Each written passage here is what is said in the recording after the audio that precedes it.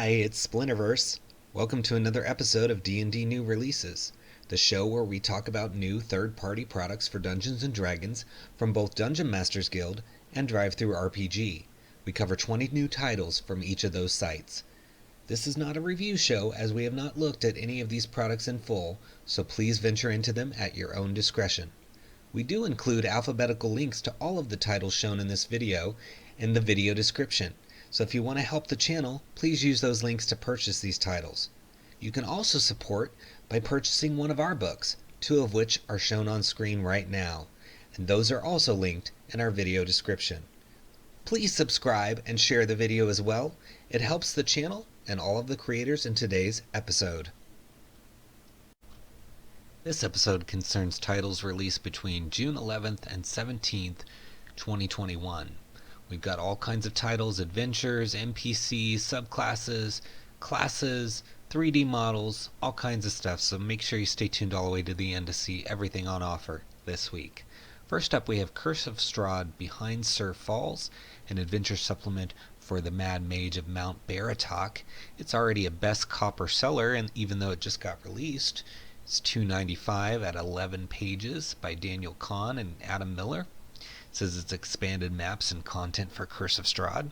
So if you've already got Curse of Strahd, you're running it, you need some additional material, it sounds like this will do that for you. It says, within the forest northwest of the dreary town of Valakai, hunters tell of a deranged wizard who has made his home in the misty mountain ranges of Mount Baeratok. Once an accomplished mage, now a disgraced hermit, the Mad Mage of Mount Baeratok is the stuff of local Barovian legend. However unhinged as he may be, his vast power is unquestionable, and he may prove to be a valuable ally to those who manage to appease him. Can the heroes enlist the help of this maniacal spellslinger to defeat the Devil of Barovia? Or will they too simply become another Barovian folktale? So that's a good kind of intro to what they're trying to do here. So it says the Curse of Strahd introduces the idea that there's a mad mage living on Mount Baeratok on pages 39 to 40.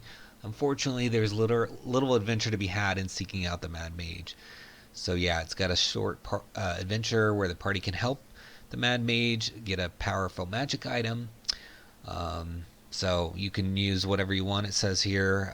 There's 4 adventure hooks, suggestions for the mad mage of Mount Baeratok to help integrate him into the story, a new location, a dungeon and VTT ready color maps custom made for Behind Tser Falls, both gridded and ungridded, that's nice, and then monsters from Van Richten's guide. So very cool stuff. Let's look at some of the interiors here that they have. Nice clean Van Richten style layout, which is always nice. Yeah, and you can see they have some nice color maps here.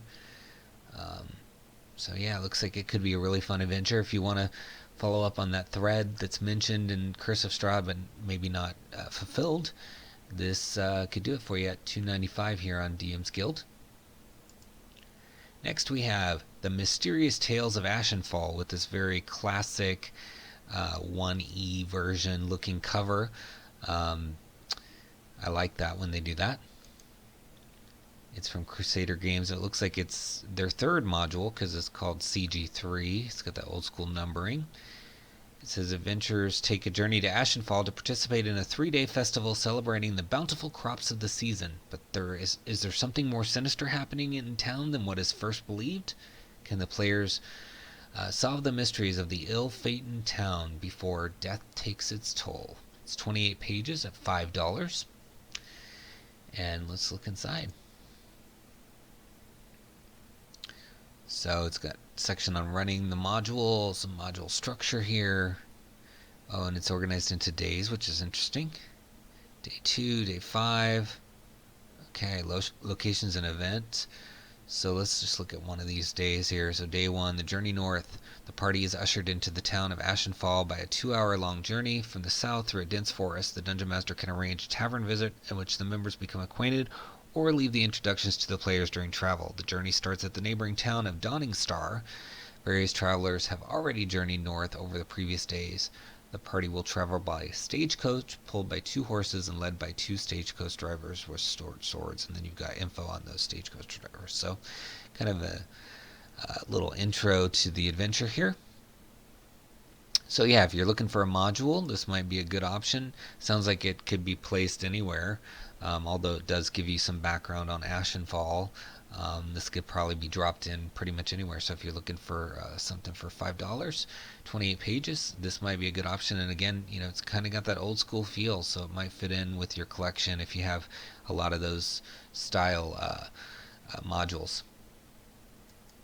Next up, we have the Elementalist from Jeremy Ball. It is 32 pages for $5, and it says, ever wanted to pull the blood from an enemy, turn it into a deadly weapon, and use it against them? Well, now you can. I don't know that I've ever wanted to do that, but it sounds interesting. The Elementalist adds a new class for your adventures, allowing your players to control and master a single element. The well-known 4 elements, air, water, earth, and fire, become powerful tools in the hands of an Elementalist. As an Elementalist obtains more power, they develop unique forms, techniques, and abilities on their way to mastery. New backgrounds, feats, a fighting style, and a monastic tradition are included. Okay, so there's some subclasses in there as well. Let's see what the inside looks like. Alright, so you've got class information here at the beginning of this sample, so you're getting to see 3 of the 32 pages, and you've got sort of the typical class table with the features, and then it gets into channeling. So it says, starting at first level, you can manipulate your element to a significant degree. You gain the channel action, which allows you to control your element. You cannot, fire being the exception, create your element, only change and move it. When an Elementalist channels their element, arm and leg motions are required as they begin to focus the chi within them and channel it into a technique, feature, or attack. So kind of some similarities to a monk maybe. But yeah, if you're looking for an Elementalist class, you know, those classic 4 elements, this might be a good option for you over on DM's Guild. Almost said drive-thru there, but this one's DM's Guild. Next we have Pacts and Familiars, 2 new pack boons and 2 new familiar forms. It's by J. Gabriel Ronkanen. It's a pay what you want with a suggested price of 0, but I would recommend paying something. It's 7 pages, and so it gives you a little outline of some of the packs and things here. So you've got Pact of the Eldritch Weapon. You can create an animated weapon that you control in combat and stab your foes from a safe distance. Okay. And then Spectral Hand is a familiar form, a mage hand given sentience. These magical beings are a must-have companion for anyone engaging in arcane research. Yeah, that does sound kind of cool. And then rewrites for the Hex Warrior, Hexblade feature, face your foes with pack weapons in both hands. So yeah, there's some variations here on some of the existing stuff. We've got a couple rewrites in here. Let's look inside.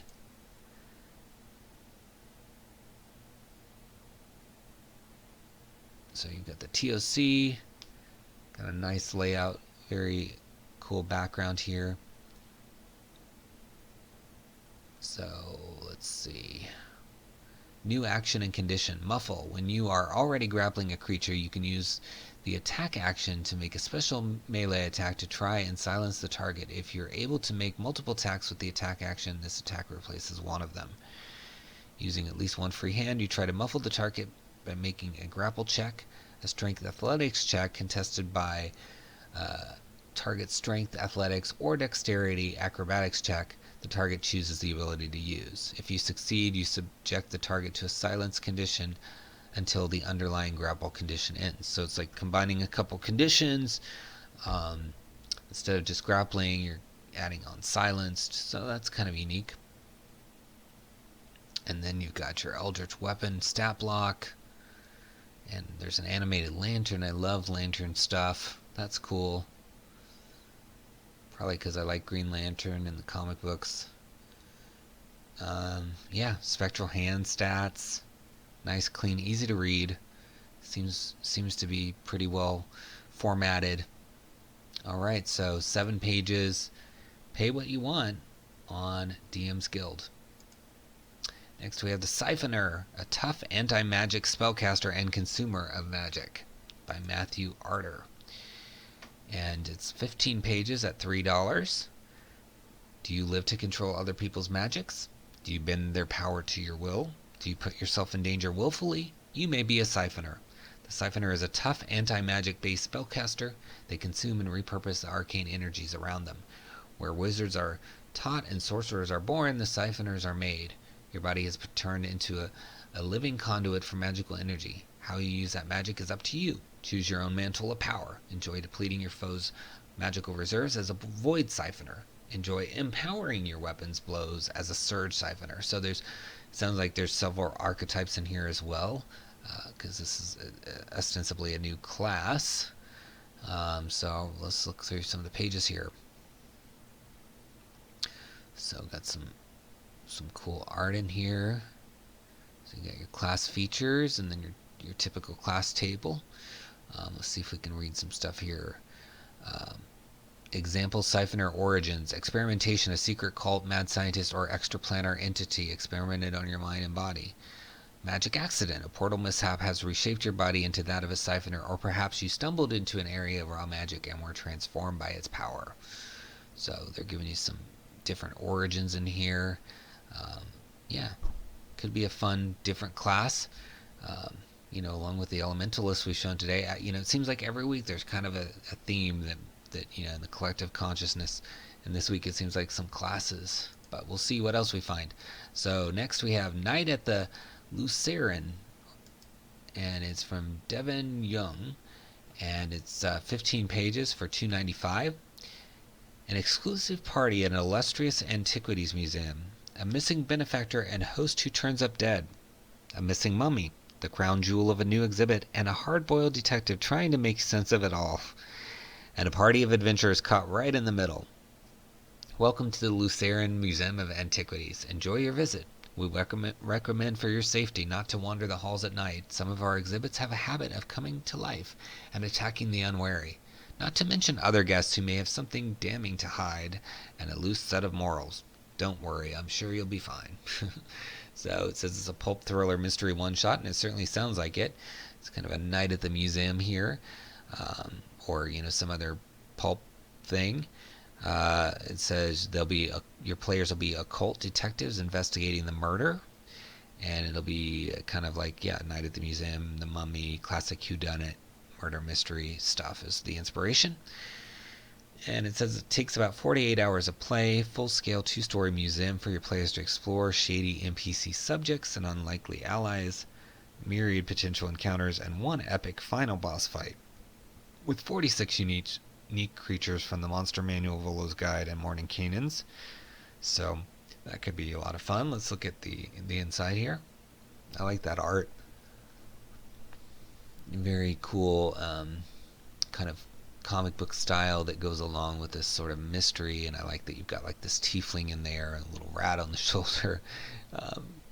This reminds me a little bit of Scooby-Doo characters as well, because you've got, this could be kind of Shaggy with a little a small Scooby here, and that could be Velma and Daphne and Fred. So, but I like that. That's cool because I like Scooby-Doo stuff. All right. See, let's look through. There's the mummy coming after you here. And so they've got the flavor text that you read. It says, in this chapter, the players are attending the preview night soiree. I can't say that. Soiree? I don't know. At the Lucaryen with a select group of VIPs. The party is to commemorate the opening of the museum's grandest expedition to date, an entire wing dedicated to the finds of a previously unknown ancient civilization called Marrakesh. The players mingle and get to know the few guests gathered, but the host, Lucius Lucaryen, is conspicuously missing. Eventually the time comes for the opening of the newly discovered casket of Ras Ankan. So, and then they're kind of introducing some of the museum's characters over here. A lot of little tips for running this. And then, exploring the exhibits. And it just sounds fun having the exhibits come to life. You can see the map of the museum here. But if you're looking for a fun adventure with exhibits that come to life, this one looks like it's a good choice. It's got nice art, well laid out. Things are numbered to match the maps. Pretty well organized. I like all the art in here. You got the stat blocks. And some treasure.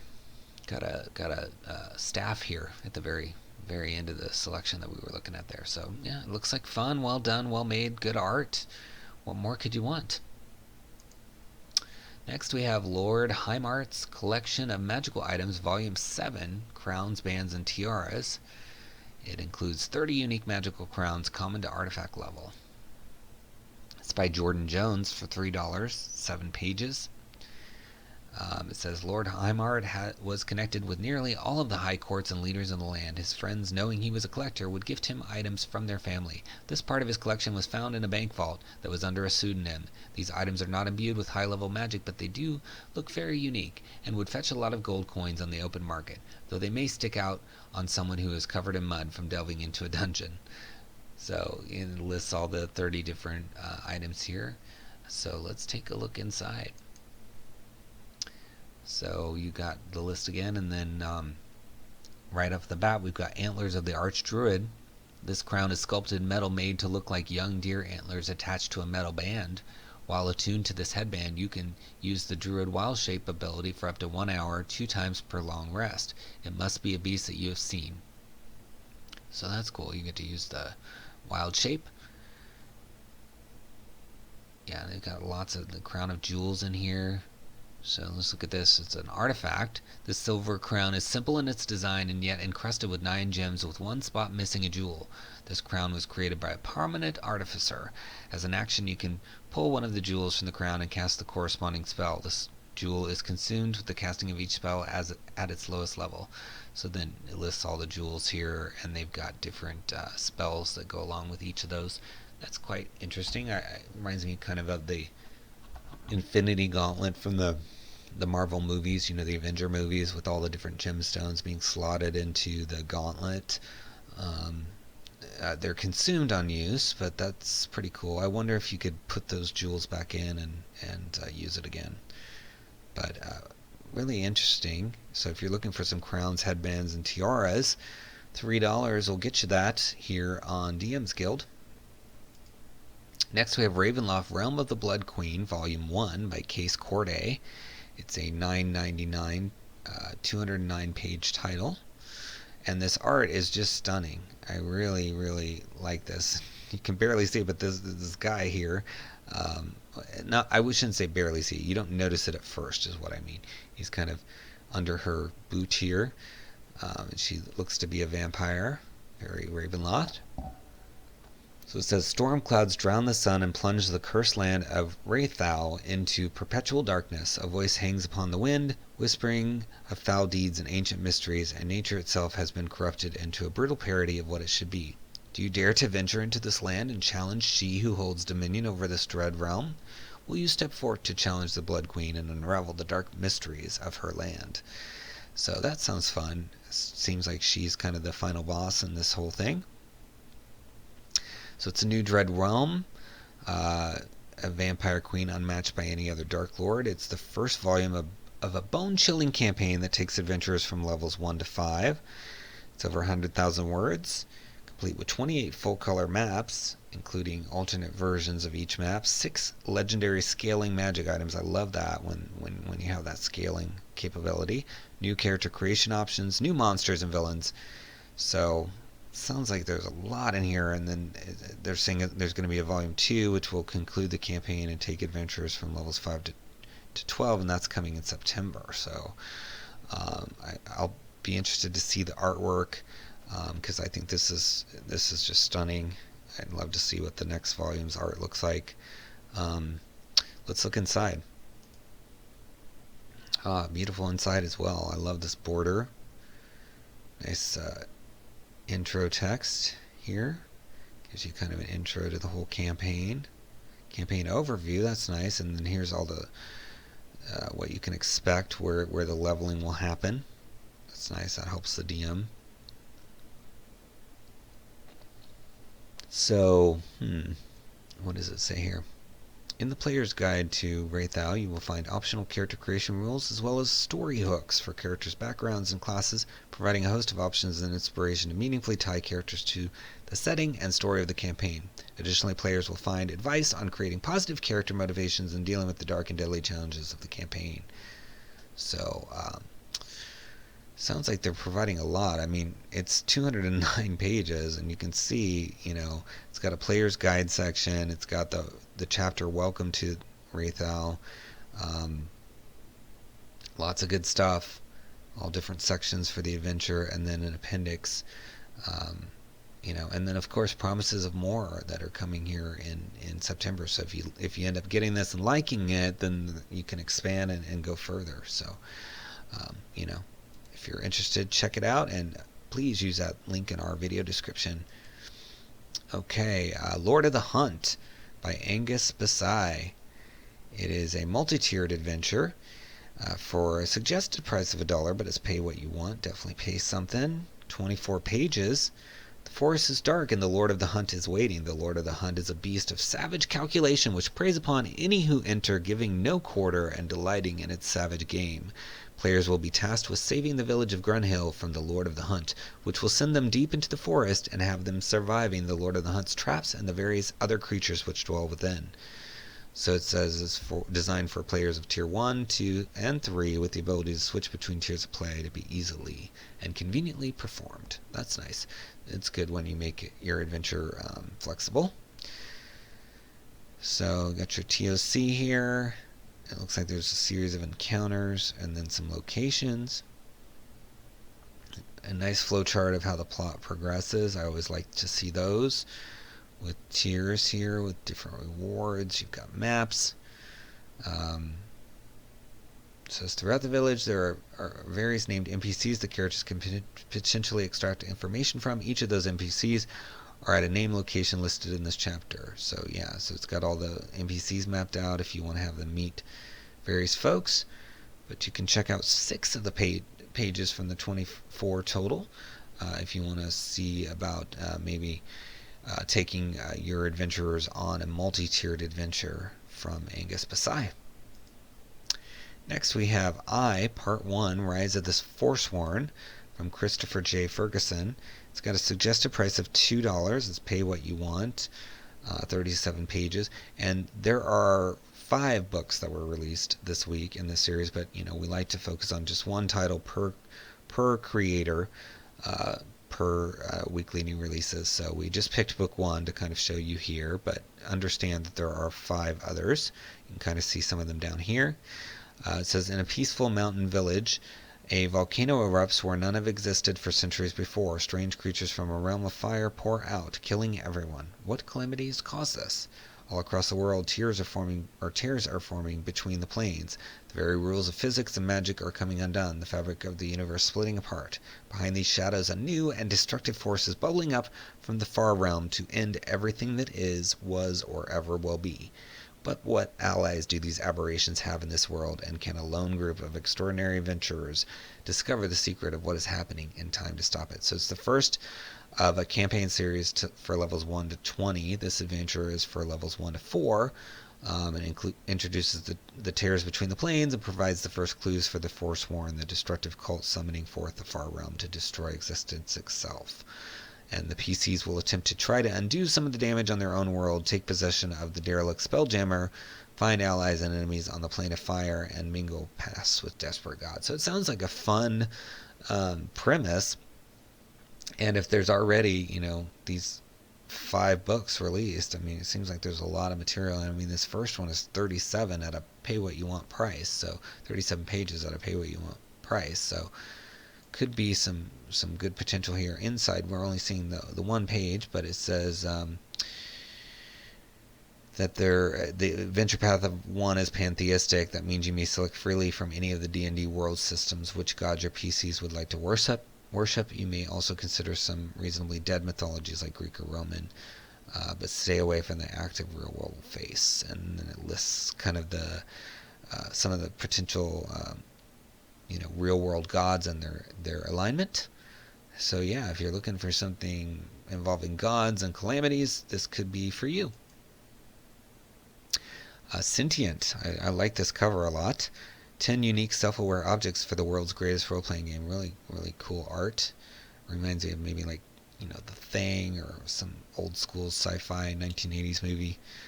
It's by Plot Hooks and Samuel Branch. $3.99 for 24 pages.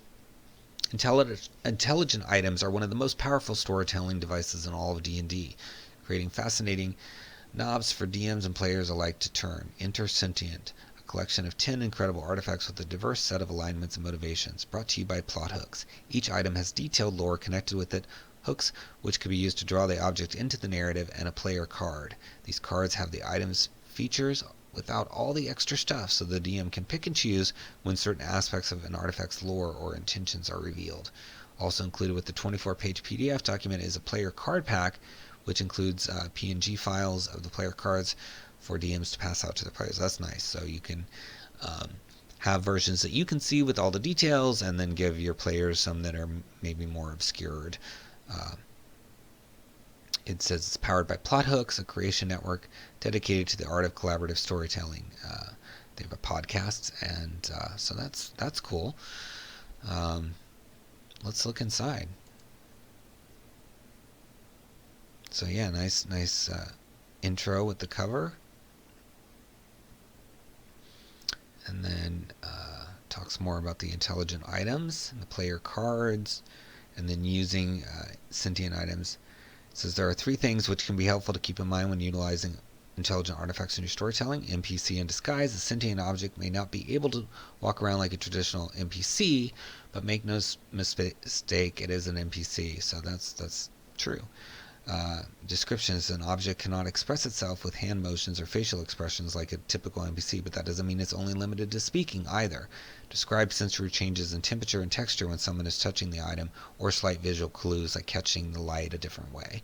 And then slow burn: just like any other sentient entity, items have their own past experiences and future goals. Reveal these aspects slowly, allowing a relationship to build between the object and its user. So this is really cool. It seems like they're really helping you set up these artifacts. Nice art, got all this information on it, how to connect with it, the attunement, lots of details. And they're doing multiple pages on the artifacts, which is something I did in my book, Potions Unlocked, is to give these items room to breathe. You give them more pages, and really focus in on them. So here, this 𝙤𝙤𝙘𝙞𝙀 bottomless satchel, they've got 2 full pages on it. So I love that technique very, very much. That's why I did it myself as well. Yeah, this art is gorgeous. And it's got a whole section on the sentience, the personality, plot hooks for each item. Yeah, I think this is really fun. And you get to see 14 of the 24 pages, so that's more than half here. Check it out if you're looking for sentient items. Could be fun. Encounters at the Wayside Inn. It's a series of 1-page encounters for 1st to 9th level characters set in the Forgotten Realms by Carl Terrence Vandal. It's $9.95. The Wayside Inn sits at the corner of the High Road and the Tribor Trail, a handy stopping point for caravans and travelers making their way from Neverwinter to Waterdeep. This pack provides you with detailed maps of the Wayside Inn and details of all major characters that can be found there. 10 1-page encounters, all starting at the Wayside Inn, round out the pack in this scenario. So this lists all the encounters. And then there's unique NPCs and a monster and 7 maps. So let's take a look inside. Got your TOC here. And then you can get the maps going. All right, so you can kind of see that neighboring area. So it's nice they've kind of zoomed in. So you could probably tie all of these encounters together. But here's the intro and more maps here. Nice. Seeing 52 pages, so you get to see the whole book, guys. So definitely no excuse for not at least looking through the previews, seeing if there's something in there for you. Oh, so there's an auction here. Okay, so the party are enjoying a break at the Wayside Inn when they become embroiled in an auction for a dragon's egg. So that's a fun idea. And it talks about the auction, the objective, and the conclusion. So and it seems like they've got kind of a similar format for each of the encounters. So, once you've kind of figured that out, you can follow along easily. And then you've got your stat blocks. Yeah, lots of stuff in here if you're looking for encounters in Forgotten Realms. And I'm sure you could adapt these to other settings. an auction for a dragon's egg. I mean, that can happen somewhere else. So cool, nice encounters. Next we have Sea Merfolk Report. It's a player-facing supplement for the Merfolk of Eberron. It's by Megan Caldwell, 27 pages at $4.99. This player-facing supplement expands on the role and cultures of Merfolk in the Eberron campaign setting. The Sea Merfolk Report contains character ideas, race and sub-race options, and an entirely new culture for the Merfolk of the Manifest Zone dotted Thundersea. For DMs, this report also contains new magic items, locations with built-in story hooks, important Merfolk NPCs, and assortment of trinkets. So quite a wide array of stuff in here, which is cool, and Merfolk are always fun. Yeah, I like this layout. Very clean, wizard style. Yeah, so you're getting all these. I like that they have these little notes in here as well. Very reminiscent of some of the Wizards releases. So here's some information on customizing Merfolk. It's got Merfolk names, surnames, and then even some appearance customizations. It says you still have your head fins, but they're incredibly floppy out of the water. They frame your face like hair. Your hair is just hair, albeit with a good deal of natural waterproofing. So get some options for your Merfolk look. And then here you've got your colleges, some details on the colleges if you're using Merfolk. So yeah, you get to see all 27 pages again, guys. When that happens, there's no reason not to at least come through here and flip through and see if you like it. I mean, here we've got the treasures. One of them is the jelly fruit. That looks interesting. It says fewer commodities are more prized in the Thundersea than jelly fruit, a chewy vermilion fruit that glows in the dark. Each jelly fruit is approximately the size of a copper piece and tastes pleasantly sweet. They are only found in underwater Irian manifest zones, and they grow in bunches of 2d4+1. Eating a jelly fruit restores 1 hit point, and the creature who eats one has advantage on checks to avoid being poisoned for the next hour. So kind of a cool little food item. But yeah, there's trinkets. I mean, love trinkets. And then, yeah, definitely check it out. You can look at the whole book, guys. And who doesn't need more stuff from Merfolk? Next, we have Monsters Unleashed, the second wave. 5 new playable races and 9 new sub-races for existing monstrous and mythical races. It's by DC Bradshaw for $3.95 at 18 pages. It says it's a sequel to Monsters Unleashed, and much like the original, it provides 5 new races for the players or NPCs in your D&D campaigns. Yetis, Merfolk, Castalia, Gargoyles, and Harpies. Also included are 9 new sub-races, for things like the mythical races in the other source books, like Centaurs, Goliaths, Minotaurs, stuff like that. And you can see some of the nice art down here. There is a bundle. Keep that in mind, where you can get both of them for $5.95. So always scroll down before you purchase. There could be a bundle. Let's look inside. So cool art on the front, and you get to see 4 of the 18 pages. So you've got some additional rules for Centaur traits here, and Draconic ancestry. It says Arachnine. As an Arachnine Centaur, your lower body is that of a spider, with 8 legs capable of adhering to walls and ceilings. Arachnine Centaurs generally have less saturated skin tones and tend to have a more spindly physique with elongated limbs and fingers. So that's cool. You can make yourself into kind of like a Drider. So yeah, if you're looking for some monstrous races and variations on some of the classics like Centaur, then this is a good option for you. Next we have the Black Pits of Baeloth, and it's by Tarmaloon Trade House. Suggested price of 50 cents, but it's pay what you want. 16 pages. Join the battles of the Black Pits of Baeloth and remember this classic arena of Baldur's Gate, the Black Pits.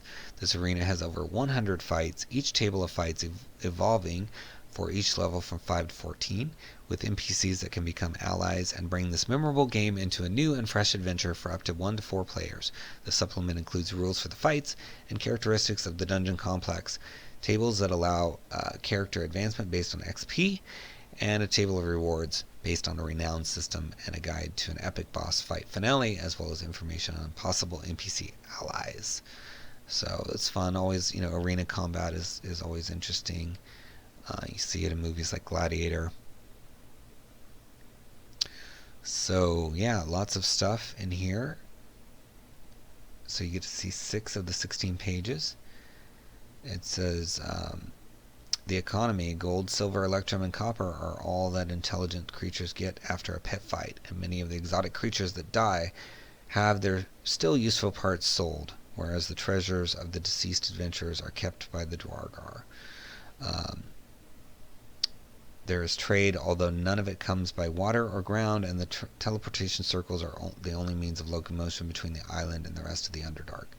So yeah, kind of a cool setup. It sounds like there's a lot of background to this fighting arena. So if you're looking for a fighting arena, I would recommend checking this out on DM's Guild. Next we have Warlocks of the World. It's part of the Drag and Drop series. 𝙬𝙬𝙬𝙧𝙬𝙬 the Watching.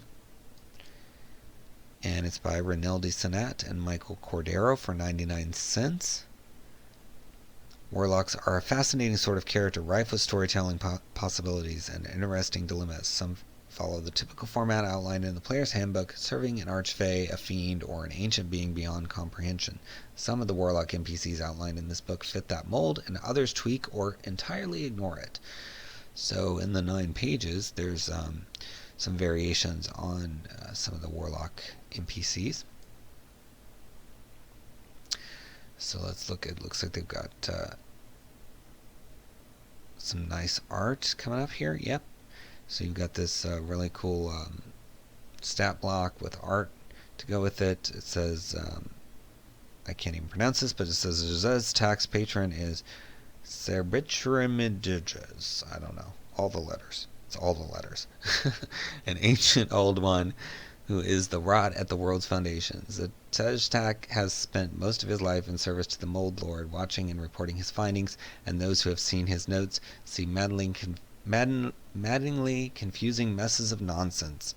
An inkpot filled with lemon juice, the song of a canary in the left wind, babbling brook, and so on. Yeah, that does sound like nonsense. Kind of like me trying to pronounce all this stuff, right? So you get to see 4 of the 9 pages. But if you're looking for some Warlock NPCs, this might be a place to go.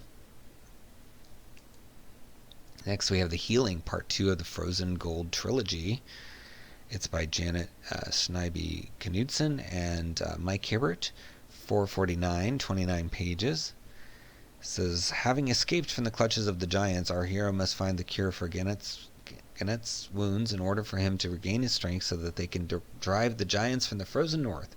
If they fail, 𝙤𝙤𝙬's life will be forfeit and the 𝙤𝙤𝙬𝙬 will succumb to the invasion. Okay. It's a 3 to 4 hour solo adventure for 4th level PCs. It includes a journey into the Feywild, which is nice because we have an upcoming Wizards adventure taking place there. And a painful encounter with a tricksy night hag, ancient traps, puzzles, and the mystery of a vanished wizard. Vibrant NPCs and meaningful interaction with the world, magical artifacts that can alter the outcome of the upcoming war. Can you save the dragon from certain death?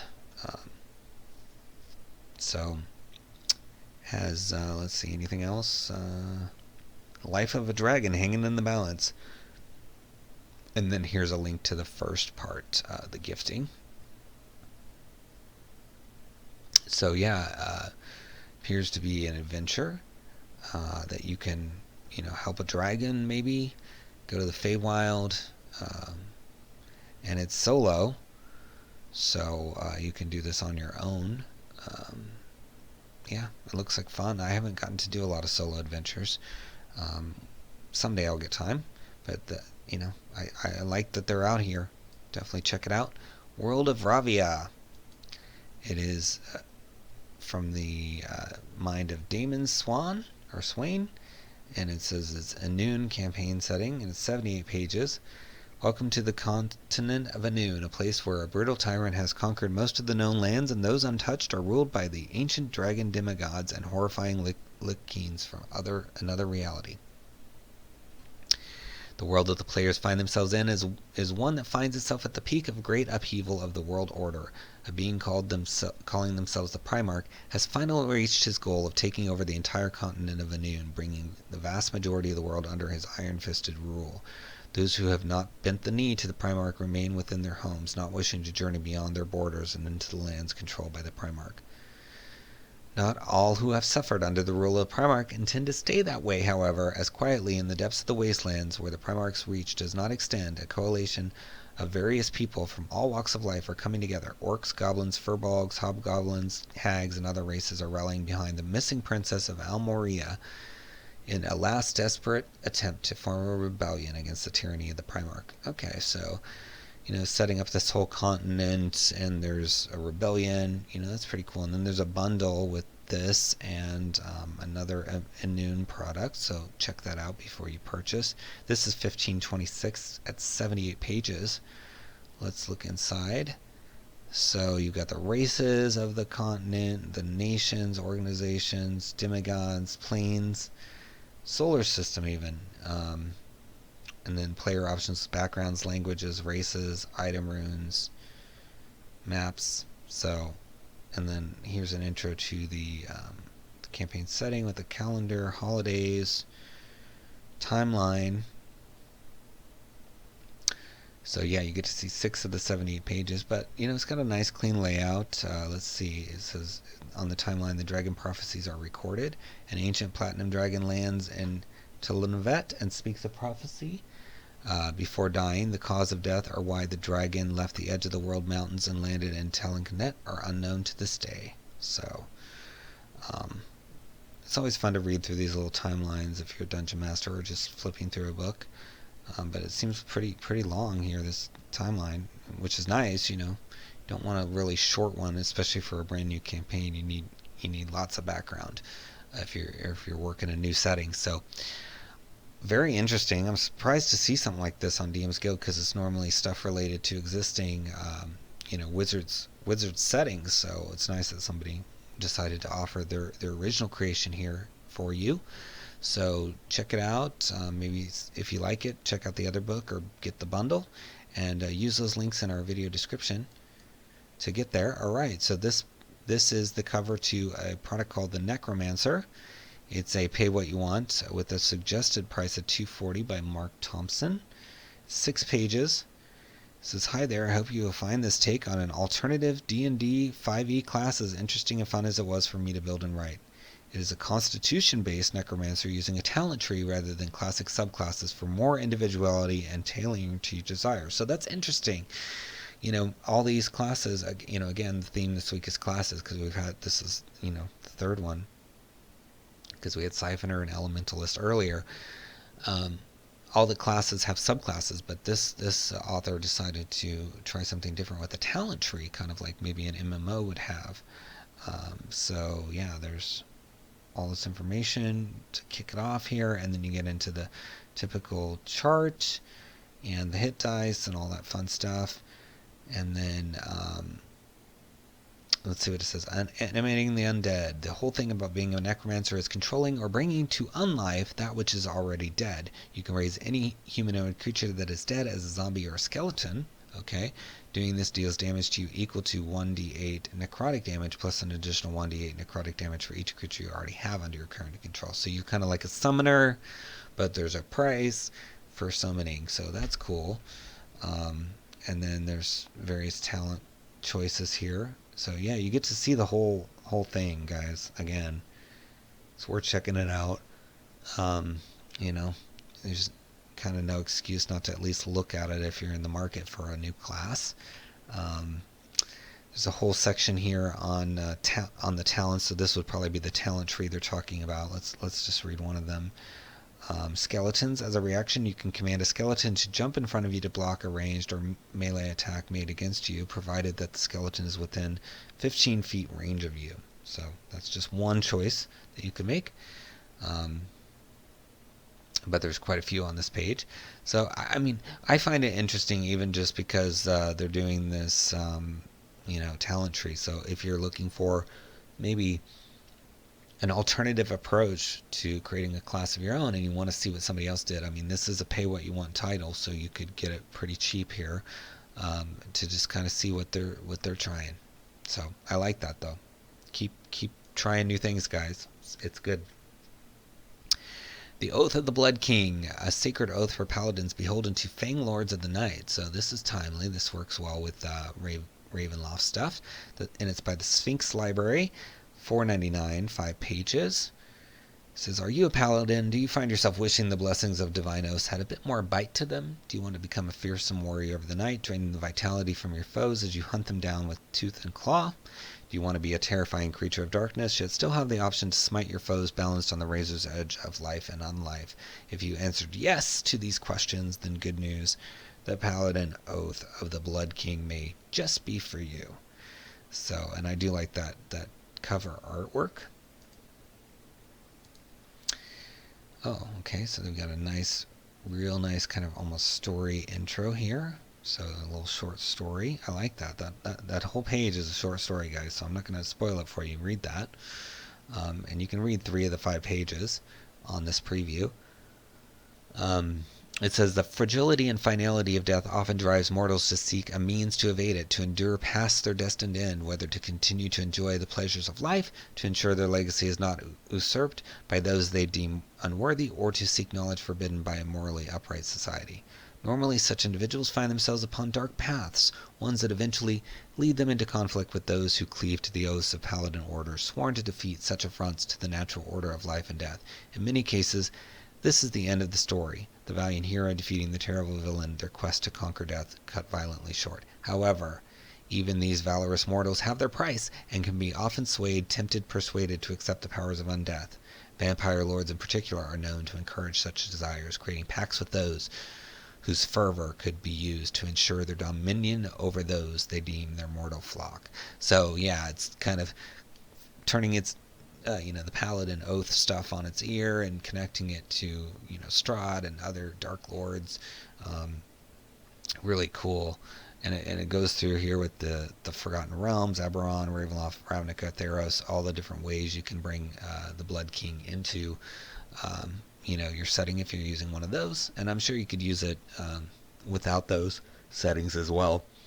Just need some vampires maybe, or just even maybe some other creature that could take the place of it to have like a dark version of a paladin. Really, really cool idea, and very well laid out with nice art. So I would check that out over here on DM's Guild.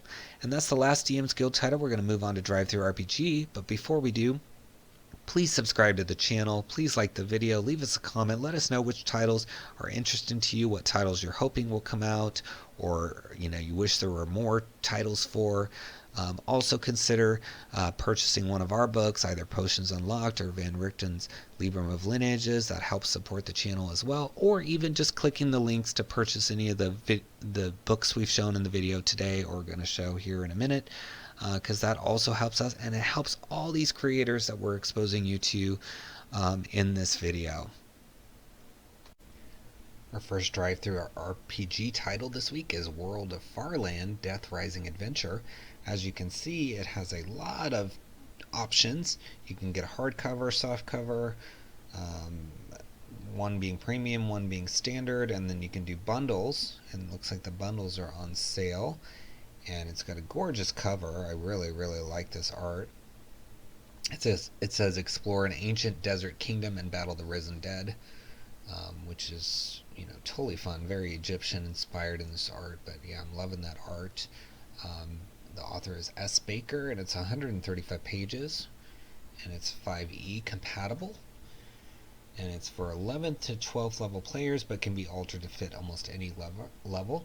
In the ancient desert kingdom of 𝙭𝙤, the loyal undead servants are suddenly attacking their living masters after years of faithful service, and long-dead pharaohs have reawakened in their crypts, waging war on each other to claim 𝙭𝙤 and the world. To make matters worse, powerful factions are maneuvering to turn these disasters to their advantage.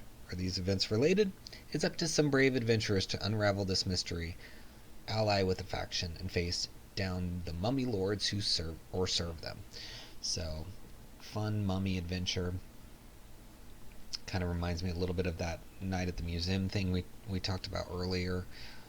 So you could maybe even tie these two together in some way if you got them both. Focused on combat, exploration, and role-playing in equal measure. Death Rising will provide lots of hours of fun as players solve puzzles, answer riddles, and meet fascinating NPCs, face down dangerous traps, and defeat deadly opponents on their way to victory or death in the shifting sands. 135 pages, illustrated appendix, 3 faction paths, main quests with 10 side quests, 5 large dungeons, 29 maps, formatted separately for Roll20, Fantasy Grounds, Astral, and Foundry. Wow, that's nice. All the big guys there. Grids will line up perfectly with your favorite VT system. So yeah, it says worth it for the maps alone, and that does sound legit. Fully linked, bookmarked, and layered PDF. Original new monsters, and you can pick up and play. So yeah, look at the beautiful hardcovers. It's so nice. And then you've got the some of the maps here. These are really clean maps. You could use those for a lot of things. And then they've got like the World of Farland campaign setting, Game Master's Handbook, kind of all the books that go with this. But I had not heard of Farland until this week when I was preparing this video and looking at this. Sounds really fun, with lots of cool products. So let's look inside. So you get to see 9 of the 135 pages, but you can see lots of stuff exploring a city here, and then another city that you can go to, and then places where there are tombs and NPCs and monsters. Very nice design and layout they've got going on, and beautiful art. Cool map. So let's see here. The Lords of 𝙎𝙤. These death worshippers go by the rather hubristic name of the Lords of 𝙎𝙤, although they generally are not of noble birth. They revere the 𝙒𝙤𝙤𝙬𝙤. Their ultimate goal is to bring back the heroic age of 𝙎𝙤, although they don't have any contact with any of the 𝙒𝙤𝙤𝙤 pharaohs. This faction is primarily made up of humans from Siphoner and 𝙬𝙤𝙤𝙬𝙤. The members of this faction don't know what is causing the undead uprising in 𝙬𝙤𝙤𝙬𝙤, but they suspect that it might be one of the undead pharaohs, so they will do what they can to defend the uprising. They operate secretly because they would face death at the hands of both the Serpent Council and their Wintervale. So there's all these factions, which can be fun, even if you just wanted to take a faction out of here and use it for something else. It gives you a good option. But yeah, I love the art, love the concept, love the layout. So I would definitely consider this for myself. So check it out, guys, and help support the creators out there. Alright, next, Carnival of Crazed Conceptions. It's by Professor Tabletop, $5 for 16 pages here. And I'll just say, the Feywild supplement's coming out. It's got, looks like a carnival theme on the front of it. There's a carnival in Ravenloft, so you can't really have too much carnival supplement material hanging around. Within Kaposka, the strange and macabre are things of interest here. This is only reinforced with the festivities of the traveling carnival that has come into town. After some time on the road, the carnival is a welcome time of respite for your adventuring days. But the final performance is sure to shock even the most hardened of adventurers. Can you overcome the final performance within the Carnival of Crazed Conceptions? It's a standalone adventure for a party of 4 7th level adventurers, and it's compatible with D&D here, it says. Alright, so scrolling through, got a synopsis of the whole module, and then some fun stuff down here. It says corpses are hung like scarecrows out on a large field, but instead of deterring crows, it's attracting them. The crows peck at the organs exposed on the corpses, and participants take turns shooting at the crows with short bows in hand. Hit 2 out of the 3 crows and win a prize. Okay, so that's kind of a morbid carnival attraction, But it's interesting, right? And it looks like they have other games in here. So yeah, you could even just pick a game out of here and plug it into another carnival you got created. And they've got a whole list of them here, as well as some food that you can get. You know, you don't want to just use the real world food from a carnival, right? So why not use the supplement to come up with, a fantastical carnival food? Very cool. I like that. I mean, just even if you get a couple of those out of this, that would be worth the $5. So check it out on DriveThruRPG. Next, we have Black Scroll's Ruined Cottage miniature set, City of Turok 3D printables from Black Scrolls Games. It's on sale for $7 for the model, and so you need a 3D printer or a modeling system to use this. And it says, these buildings were great at their height, but after a huge war, they are just crumbling remains of the gorgeous buildings they once were. This area is still populated, but the inhabitants have fallen on hard times. As people come back, the once abandoned buildings are getting new life. The mill, blacksmith, and mine are working again, and there's new light where once there was only darkness. So here's the ruined cottage, and parts are cut into pieces, merged levels for rescaling. So yeah, if you have a 3D printer, it looks really cool. It says they don't need slicer support. The parts print well without them. And you can change the size of the models before you print them. And this is a 10mm version. But it's kind of cool, like, to see the little city here. And then got some tanks rolling through. And then it talks about what you need for your printer. So make sure you read this, make sure it's going to work for you if you have a 3D printer. But I do like showcasing different kinds of products. We have certain ones we don't include, but generally I like to include something with maps or 3D each week. So it's always worth hanging in there to see what's out there. You just never know. Okay, next we have Chronicles of Artrusia, Dungeon Module A2. Called The Cursed House by Tony Garcia, and it's from Voxel House. It's an adventure for characters level 1 to 3, and this is probably like the second module in the series. If it's A2, it's an OSR title, and it's got background here. It doesn't have a full preview, but you can kind of read this stuff here. It's got a little newspaper, kind of like eberron does. And there's some info on it. It says Baron Ananias hires heroes to invade the place and break the spell to bring the nobleman's son back to his normal condition.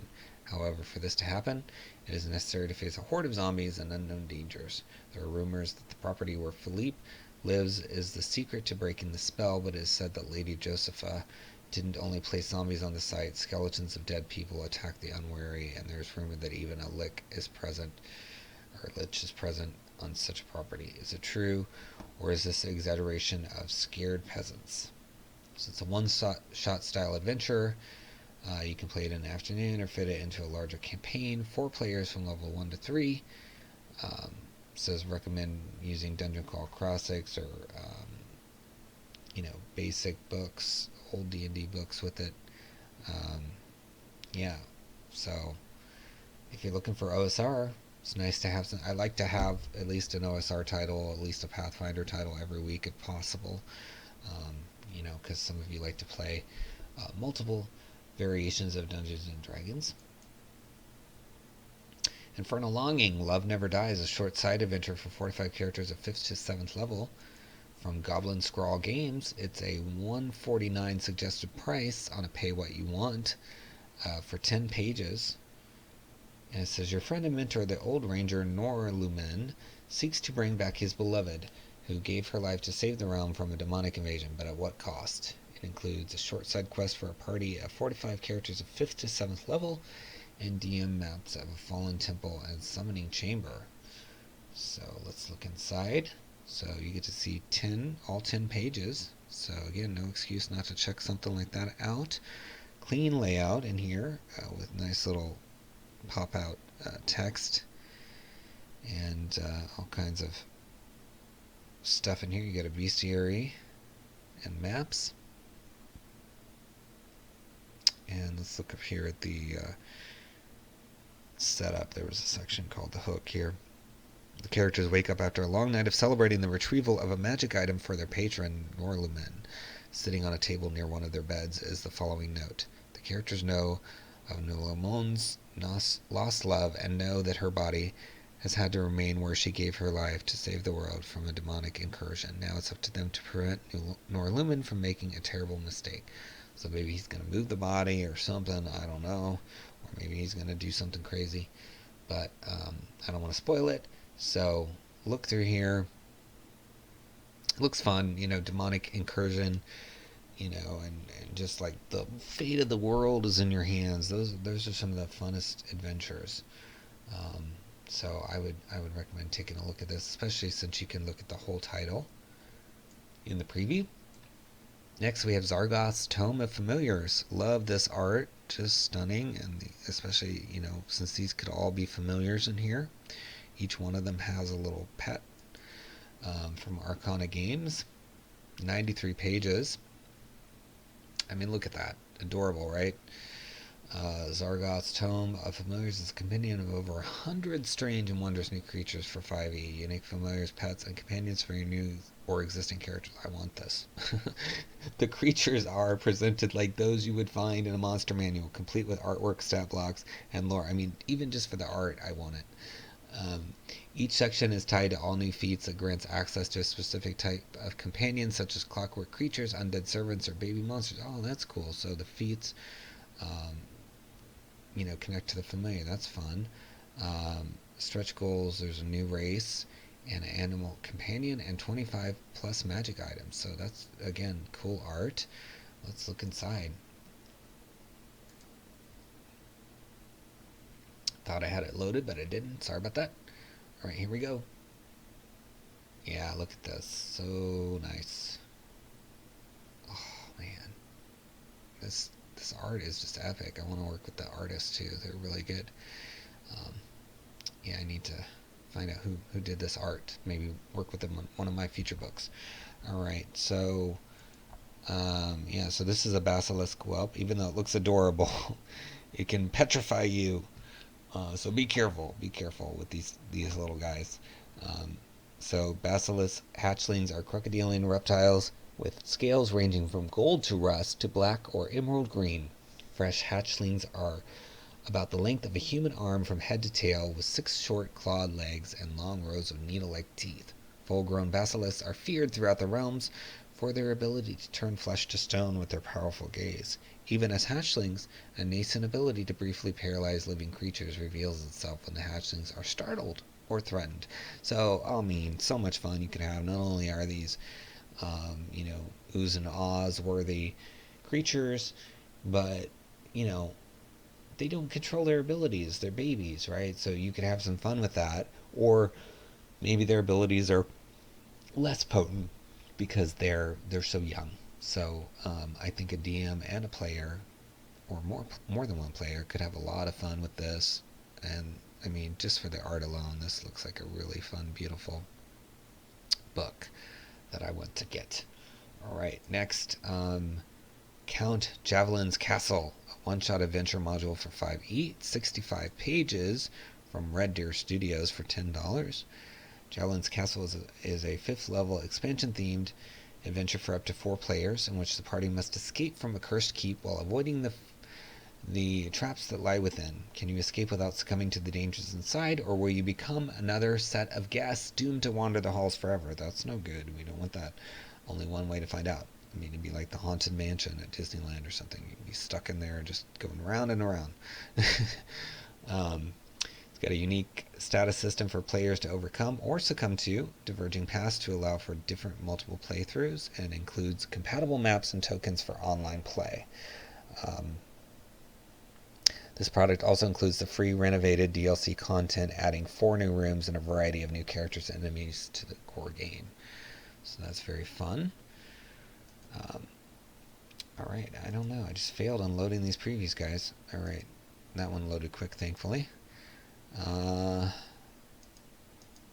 look at the art. Nice.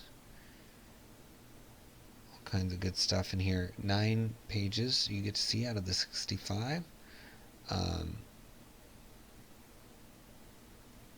So it looks like there's some variations because it's kind of a odd location with some, trap shoe, so they're changing some things. It says players are encouraged to make their own anthropomorphic characters to play as using statistic available. So they're tweaking a few little things. It says this is no ordinary castle. As the adventure progresses, the party will become more enchanted by their surroundings. Rooms that once appeared tattered and filthy will become grandiose and luxurious. So that's fun, like, playing with the mind of the characters and just kind of having it evolve over time, and it just seems like it might be really fun. And it's a one-shot, so you can play it and then move on to a more normal, typical adventure, and just have, maybe you want to mix it up a little bit.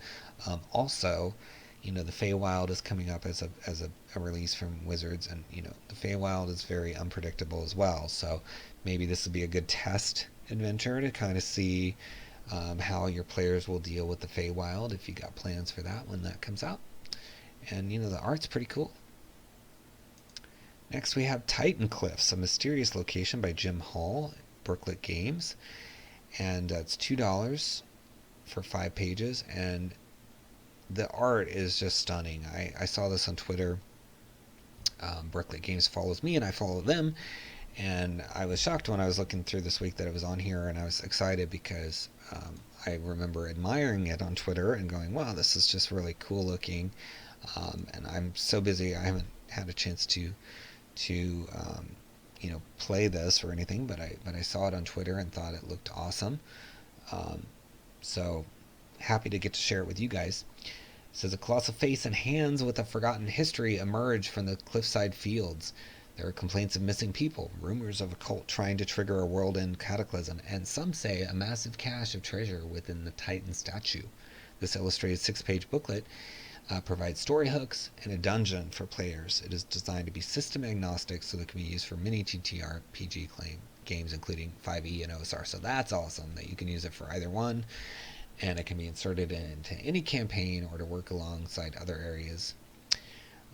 So it's got bright artwork, story hooks, dungeon map, epic backstory, and a little lighthouse encounter. Lighthouses are always fun. Let's look inside. Oh my, just not loading the previews today. So you get to see 2 of the 5 pages, but I mean, look at this. The art is just stunning. They got some real cool fonts they're using to make it look, old world style, and this cool little isometric map. So let's just read some of the story hooks here. There are complaints of missing people, most recently the beloved town Busker, Swekia, last seen heading towards the Titan Cliffs. Rumors of a cult trying to trigger a world-end cataclysm at the Titan Cliffs. So, lots of world-ending cataclysms in today's video, so you could maybe even combine some of the things we've shown today, use it as a jumping-off point, with this adventure into one of the other ones, or vice versa. And so there's this, it looks like this is like a Titan that you're going to go into and explore. It says, broken and inactive, the Titan was pierced with a massive javelin long ago. The cultists worked tirelessly to revive it. Okay, I love that. That's a great storyline. Great art, great storyline. What more do you want? Check it out. Use the link in our video description. Alright, Heroic Armory Vigilante series. Sting of the Red Wasp from C.E. Patrick Adrenar, and it's for Pathfinder 1E from Red Star Gaming at 99 cents.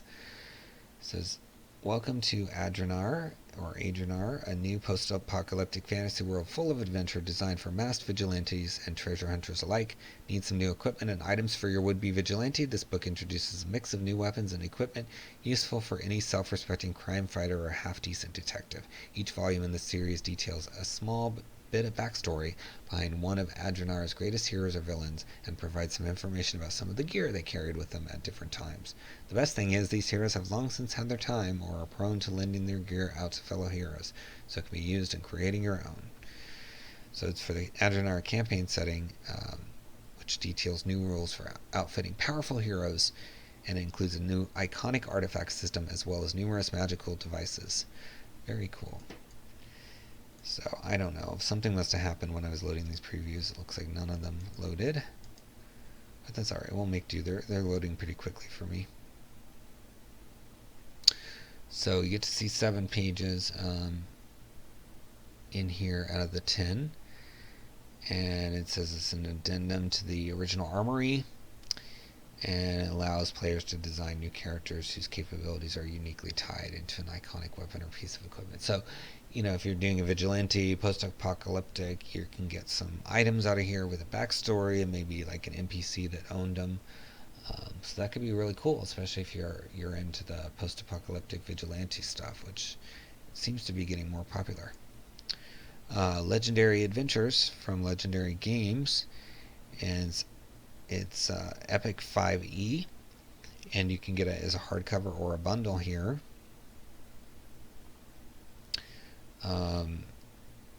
And so, you know, this is with Epic, it's taking you beyond the normal.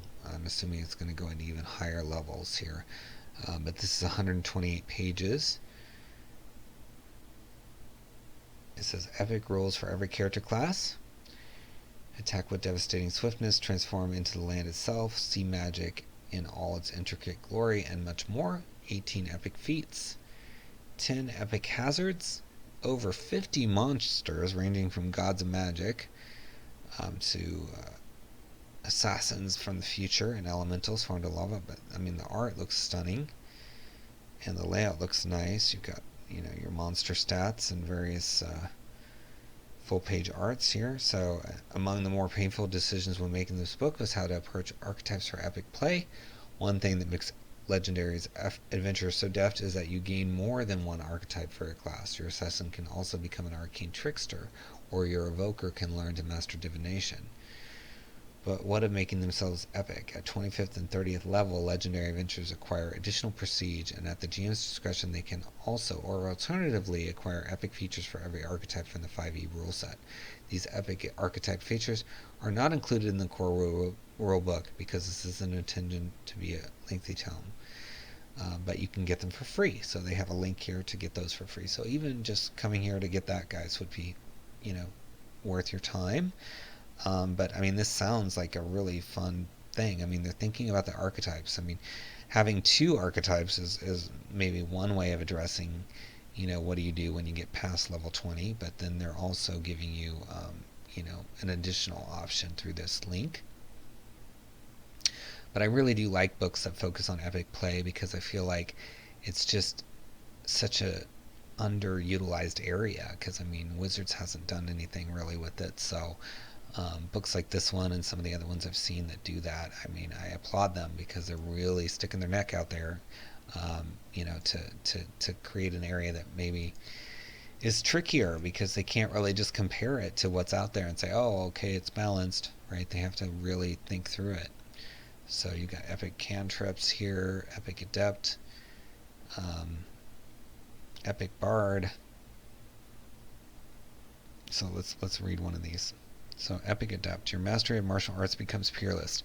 Prestige, at 21st level, your deeds and renown reach all corners of the civilized world, sometimes even further. Commoners and other NPCs recognize you, or at the very least know your name, and you are treated as an equal or nearly as much by empresses, monarchs, and other heads of state.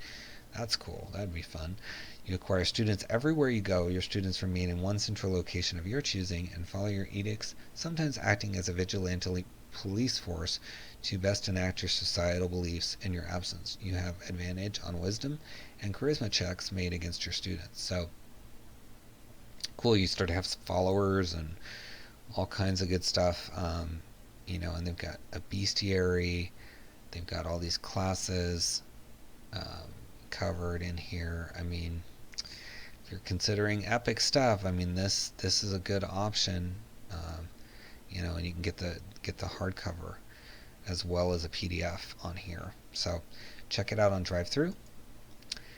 Lathine's Curse, a Scarred Lands adventure for 4 to 5 characters of 5th level by Zachary Neldret. It's part of the Sloresian Vault. And you got Travis Lakey involved as well, or I think that's how you say it. For $2.95, and it's 24 pages. A woman stands behind a campfire, beckoning you to her. You can't see any identifying details, only her silhouette between the fire and a dark tree behind her. A violent thunderstorm builds around you until a blinding flash of lightning pierces the sky, waking you. A soft voice lingers in your ear, summoning you. It's a one-shot adventure for Scarred Lands for 4 to 5 level 5 adventures of 𝙬𝙬𝙬𝙬, 7 new NPCs, and a new true ritual, magical items, armor type, and tattoo. So lots of stuff in there. And I like the Slovesian Vault. It's that we talked about it last week. It's a way to get content for the Scarred Lands outside of Wizards. It's a campaign setting from other publishers, not just Wizards. So you can try something different. Wizard stuff is great, but sometimes you want to mix it up and try something a little different. So here's a totally different setting. Look at this art. Looks really nice. Professional. So in Chapter 1, the party meets 𝙏𝙤𝙤𝙤𝙬𝙤, the quest giver who was bound to the earth where she stands due to a curse. She promises to reward the party if they retrieve items from her sons that she needs for a true ritual to break her curse. So that's fun. You meet this powerful quest giver and have to help her get these items from her sons. And I love the Scarred Lands because it's kind of got that ancient Greek feel, and really nice art here. And you can take a good look at it over here on DriveThruRPG. So give it a whirl. Next we've got Bounty and Treasure Hunt Adventures. It's 20 Bounty and Treasure Hunt Adventures from Top Table Productions. Jason DM and Laura MCL are authors. 2 to 4 hour adventures that can be easily implemented into your campaign for party levels 1 to 6. And 118 pages with 40 battle maps, full color images, game master's advice, adventure hooks, and you can see some of the art here, layout, and you got the maps. Looks like they've got the flavor text as well for the adventures. Yeah, seems very cool. To be able to have all this cool art to look at. I mean, and one thing to think about, guys, with your investment in these products from these creators is, if there's a lot of art in there, I mean, you can reuse it for other things. Like this map could be for something else. So, it is a perk when you're considering products. What kind of other uses you can get out of them. Stretch your money a little further. So very cool. Alright, next we have Miss Therese's House of Tea and Devil Summoning. Okay, so it's a little bit more than tea.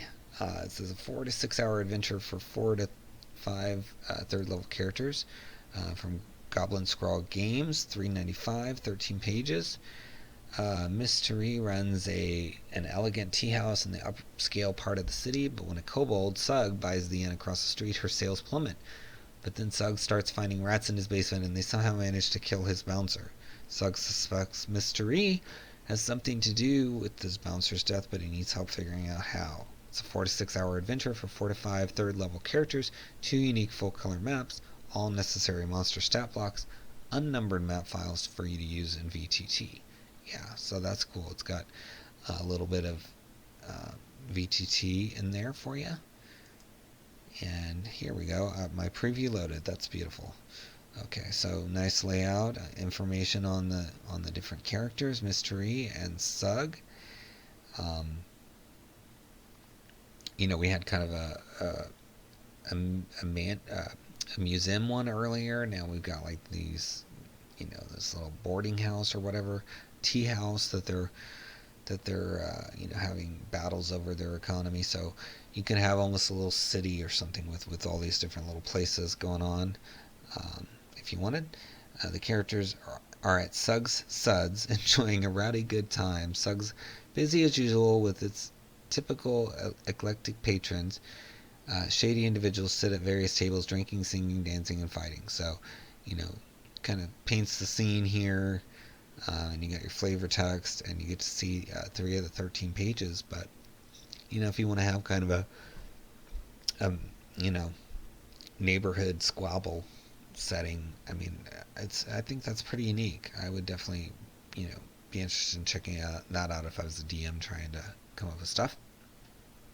Next, we have Adventures in Philbar 2020 Convention Scenario, Con20-1 Scuttle Alley by Frank Smith, and it's 26 pages, $3. So Adventures in Philbar has a lot of content. They have a lot of adventures out there. So this is just one that they're releasing here, but I want you to know they have a lot of stuff. If you are looking for a company that's producing a lot for one area.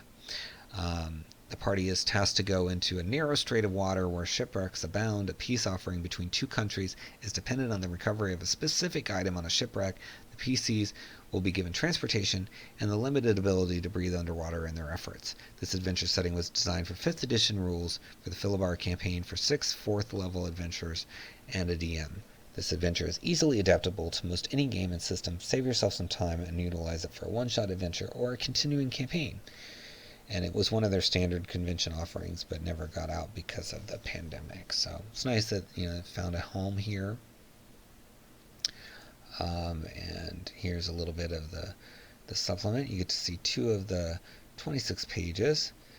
So let's see. It says the adventure begins with a group of PCs being led to the docks under mysterious circumstances. Upon arrival at the docks master building, the party is introduced to Viceroy Weimar. This individual will be known to the Delvers as the power behind the throne. Weimar and his troops are responsible for getting things done in the kingdom. While the regent sits on their throne and enjoys their station in life, Weimar will be known as firm but fair man by the adventurers. So, pretty cool.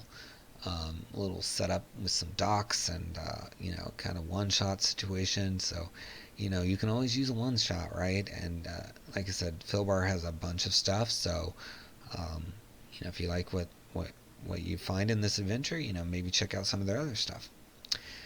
Next, we have another Pathfinder for Pathfinder 1E, Remnants of Chaos by David Phillips. It's $4.99, 290 pages. That's a lot of pages.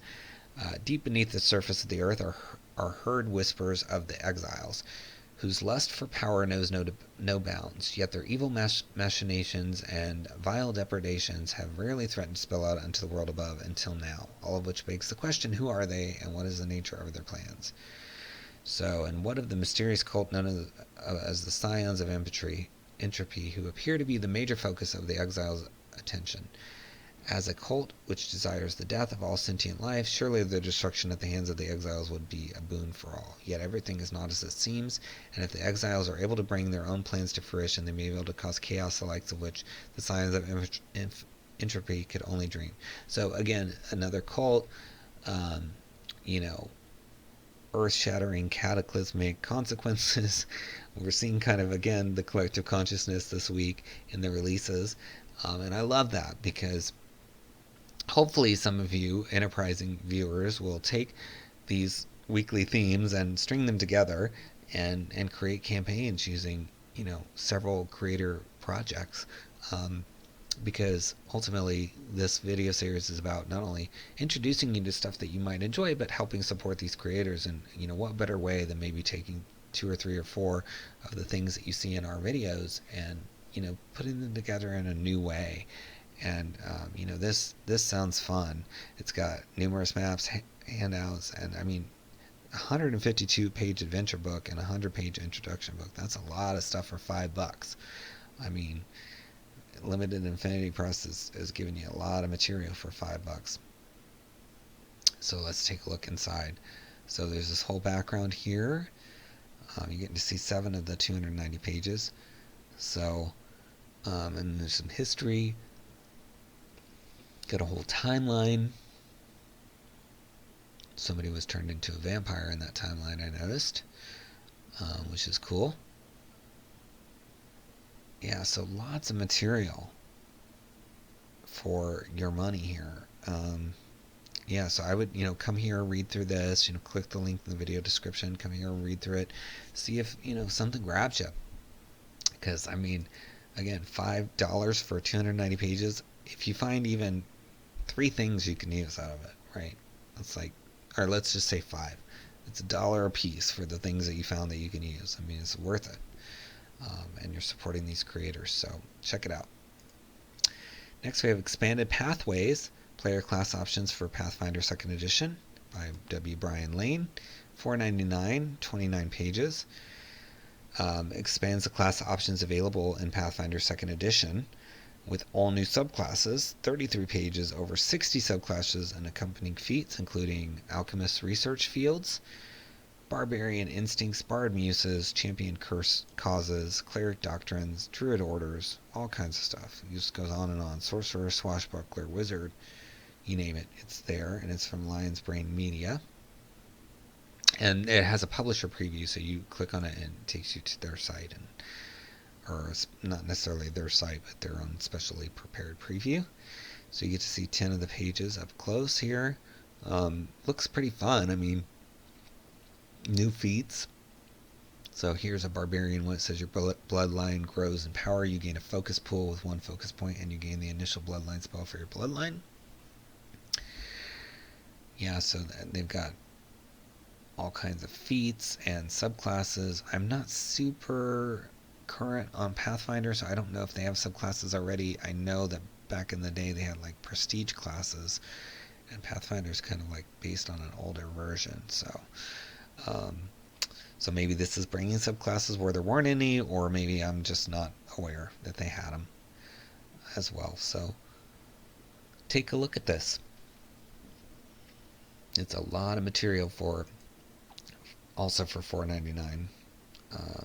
A lot of 33 pages of stuff. So and if you're watching publishers, it does say 29 over here, but you say 33 here, so I would maybe update this number on the side, just so that people realize it's 33 pages. Okay, next we have Alienist Handbook, another Pathfinder title for $4.99 from Drop Dead Studios, already a best copper seller, and it just came out. It's for 1E Pathfinder. Command the uncanny. The powers of the multiverse do not exist for mortals alone, nor are all their secrets meant to be mastered by such finite creatures. Harnessing such forces can offer untold possibilities, although those who touch the alien never step away the same. The Alienist Handbook offers a variety of new options based around strange magic, cosmic horror, and keeping the forces of abject at bay. Explore uncanny phenomena as a fellow archaeologist, scholar, or intermittent arcanist. Push your biology to untold capacities with the Flesh Forger Blacksmith or the Brain Consumption feats. Manipulate the world with magic talents such as Blast Away or Power Parasitism, or perhaps fight back the darkness with Repel, the Unnatural, or Psychic Vengeance. Discover new racial abilities for the Duergar, Gilman, Kasantha, and Nagaji. Experiment with new cord-cutting weaponry or body-swapping incantations. For those brave or reckless enough to seek them, the secrets of the Alienist Handbook offer untold possibilities. And it says not only is it for the Pathfinder 1E, but Spheres of Power, Spheres of Magic, or Spheres of Might systems, which is an interesting alternative to like spell allocation. So that's cool. If you have Spheres of Power or Spheres of Might and you're looking for something that'll work with it, this sounds like it will. Let's look inside. So nice script here. So you've got all these archetypes and class options. So Dungeon Delver. At first level, in place of one of the talents gained from the Problem Solver, the fellow archaeologist gains the Trap Sphere as a bonus sphere. This alters Problem Solver, but may be replaced by any ability that replaces or alters Problem Solver. Let's see, Defensive Intuition. The Fell Archaeologist may add her intelligence modifier on a single saving throw in addition to the normal modifier for the saving throw. So, yeah, so interesting subclasses. It looks like Pathfinder does have subclasses because this is the second book I've seen with them in there, so I learned while you guys watched. But yeah, nice art. Looks like there's some good Pathfinder content here. Next we have some basic BECMI Labyrinth Lord material with a Myriad of Magic Items by James Mishler and Jody Moran Mishler from James Mishler Games. $3 at 32 pages. It's a collection of new and unusual magic items designed for Labyrinth Lord, but easily usable by any OSR. 80 new magic items, including 3 or 4 special items for each of the following classes. And there's some races in this list too, so it's also unique to some races. 14 general magic items, from Bathory's Bathtub to Stench Sack. So, sounds like a bunch of fun stuff in here. You can see some cool line art in here. And then see it says Barbarian items, so it's got items geared towards those particular classes. Our Bard here. Let's look at one of these. Girdle of Might. If a Girdle of Might is worn by anyone other than a Barbarian, Berserker, Fighter, or Ranger, the wearer must save versus spells or be cursed, and reduced to a strength score of 3 until a remove curse spell successfully removes the girdle.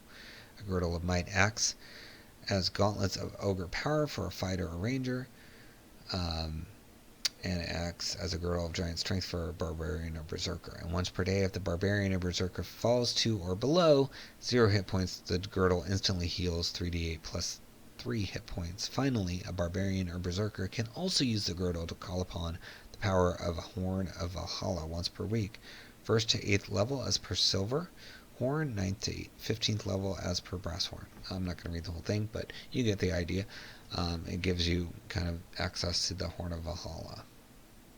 So, and then there's, some for each of the classes and races in here.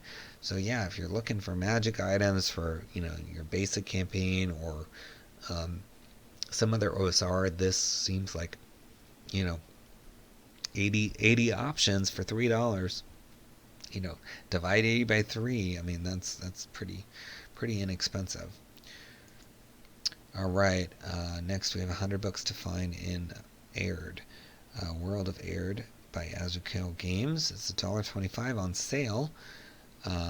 Books can be useful and they can be valuable. They may be an important source of useful knowledge and contain hidden secrets. Not every book fits into this sort of category, though. Some books may contain misinformation, some may not even be scholarly works at all. This supplement contains 100 books of this type that the Game Master can use to flesh out a bookshelf with less relevant material. They cover a wide variety of subjects, including fiction, and are about the 𝙭𝙘 setting, primarily the lands of Ursal. So, yeah, I mean, it gives you some options to, put some books on a shelf. Maybe you got an inquisitive player that's like, what is this book? What is this book? What is this book? It's like you need all these books to explain what's on this shelf. They want to know the whole shelf. Maybe you're doing something with Candlekeep Mysteries, or you're just, you have a library for some reason, or some books in your adventure. This can flesh those out. And here's the interior. So you've got all these different books listed. So let's read one here. Creatures of the Void by Giddy Messy. Less fact, more rampant speculation as to the creatures that inhabit the void. So it gives you a title, an author, and then like a little slug about what it's about. Dreams of the Dreaming by Neeson Knef. Tales of the Dreaming, though couched in a very poetic manner that has little in the way of useful information. So you see how quickly you can just rattle that off. If you need books, and for $1.25, get 100 of those, right? It's almost a penny a book. So I'm not sure how long it'll be at that price, but click the link in the video description and check it out. And then next we have Lands of Legends Grimm by Axion Spice, and it's also for basic OSR, BECME. It's a collection of 6 zines, each of which is a unique tool to craft and enrich your fantasy sandbox and adventures with unique areas, locales, encounters, and events. It can be used with most fantasy RPGs. Let's see. Each contains 10 area tables and 10 encounter tables for 10 different terrain types. So you get 10 encounters for civilizations, deserts, forests, jungles, mountains, hills, plains, valleys, rivers, lakes, all the terrains basically. So each one holds 100 unique areas, and this is kind of like seems like a compilation of them. Each of those 200 entries describes one unique location, or about 10 to 15 lines. So let's take a look at this stuff. So cool colors. So this is these are some of the different locations. So we'll pick one here. It says the dance of the alder, spending the night in these woods is very dangerous. Around midnight, distant sounds of flutes and dancing lights might attract explorers to a glade where dark creatures looking like bewitched elves are dancing in the moonlight. The creatures invite everyone to dance with them. If a person refuses 3 times or fails the dance, a dex roll, then one of the creatures will strike him, causing a terrible disease, mummy's rot, for example. Dancing with the creatures is just exhausting, non-stop dancing until dawn, but it will not bring any other result. So that's a fun one. The deadwood. The trees are gray and leathery with black swollen leaves because they are undead. There is no undergrowth, just mold and fungi, including such monster types as random encounters. Zombie dryads feast under the black leaves, and rumors say enormous undead trents lurk in the most remote areas of the wood. So just enough to kind of give you something and not feel like it's forcing everything on you. You're getting some colors, some appearance, some monster suggestions, and kind of a theme of what's happening. So, there's a lot of DMs that really like that. They want to engage their creativity and not have all the thinking done for them. So this, seems to have a lot of content. I mean, this 48 pages, you're going to get, they're saying 200 entries. So it's a lot of options, and for different terrain types. So if you've got maybe you've got a jungle or a desert thing already happening and you don't have enough stuff for it, this would be a good option to go and get some more. So that's the last title for this week. Please remember to subscribe to the channel, share the video, help get the word out about these creators, buy our books, Potions Unlocked, Van Richten's Library of Lineages. Helps us out a lot, helps support the channel. Like the video, leave a comment, tell us what titles caught your attention this week, what ones you intend to purchase. Use the links in the video description, and just overall support these creators and this community, because it is a great one, and we like seeing all the great stuff that these people come up with every week, and all the fun it brings to our games. So until next time, happy adventuring.